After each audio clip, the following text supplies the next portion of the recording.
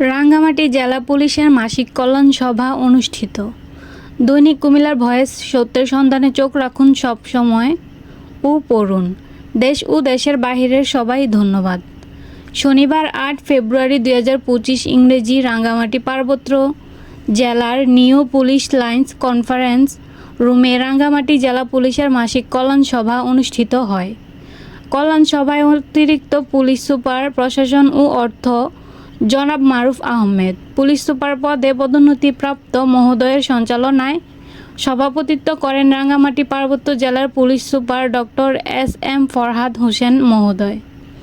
সভায় সকল পদমর্যাদার পুলিশ সদস্যগণ পুলিশ সুপার মহোদয়ের নিকট নানাবিধ সমস্যার কথা তুলে ধরেন। পুলিশ সুপার মহোদয় অত্যন্ত মনোযোগ সহকারে বিভিন্ন ইউনিট থেকে আগত পুলিশ সদস্যদের সমস্যার কথা শুনেন।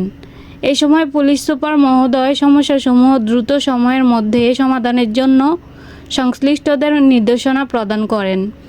কল্যাণ সভায় পুলিশ সুপার মহোদয় সবাইকে অত্যন্ত সতর্কতা এবং পেশাদারিত্বের সাথে দায়িত্ব পালন করার জন্য নির্দেশ প্রদান করেন।